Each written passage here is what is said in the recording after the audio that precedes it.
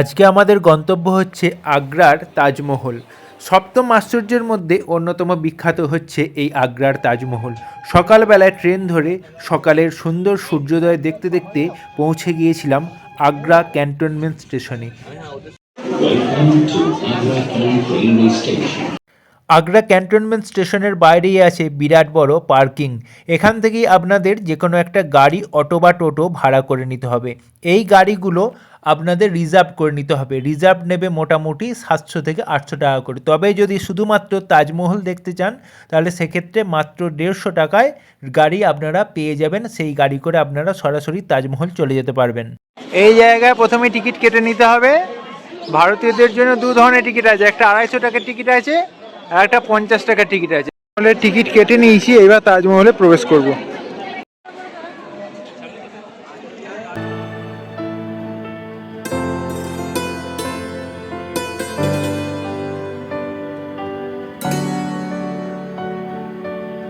এই হলো সেই বিখ্যাত তাজমহল। বহুজন বলে থাকেন নাকি এটি একটি হিন্দু দেবদেবীর মন্দির ছিল, যে তেজ মহালয়া, যদিও সেই বিষয়ে বিতর্ক আছে।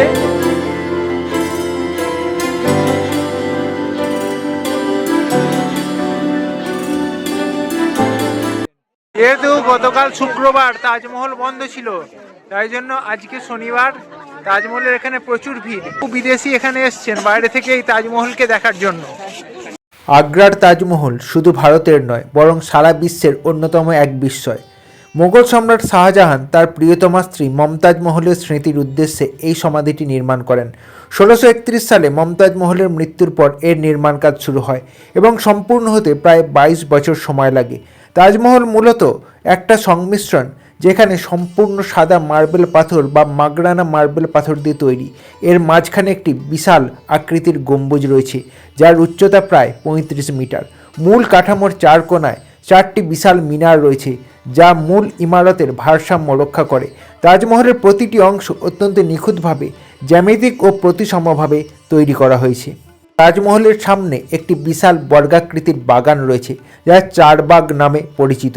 মাঝখানে একটি লম্বা জলাধার বা পুকুর আছে, যেখানে তাজমহলের স্বচ্ছ প্রতিফলন দেখা যায়।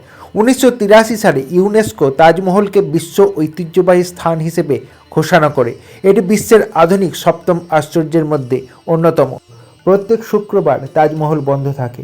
শুক্রবার বাদ দিয়ে অন্য দিন সূর্যোদয়ের ঠিক 30 মিনিট আগে তাজমহল খুলে যায় এবং সূর্যাস্তের ঠিক 30 মিনিট পরে তাজমহল বন্ধ হয়ে যায়। এবারে তাজমহলের ওপরটায় চলে এসেছি, দেখতে পাচ্ছেন একবারে তাজমহলের কত কাছে। আমার ঠিক পাশেই হচ্ছে তাজমহল। এইদিকে তাজমহলের একেবারে কাছে যাচ্ছি, দেখুন। এই হচ্ছে একেবারে তাজমহলের কাছাকাছি, দেখুন চলে এসেছি। দুর্দান্ত লাগছে এখান থেকে। তাজমহলকে নিয়ে অনেক বিতর্ক থাকলেও তাজমহলের নিদর্শন যে এক কথায় অসাধারণ, সে নিয়ে কোনো বিতর্ক নেই।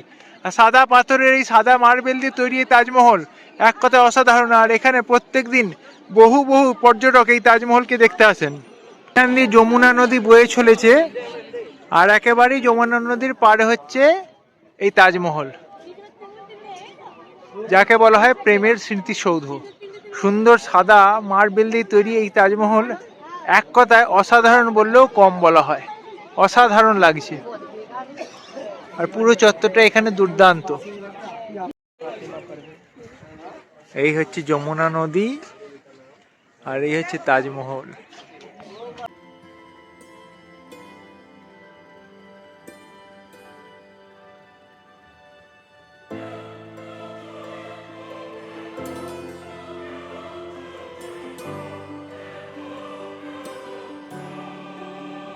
মহল দেখা হয়ে গেল, এবার এখান থেকে আমরা চলে যাচ্ছি।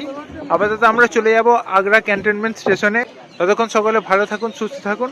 দেখা হচ্ছে আবার পরের ভিডিওয়ে।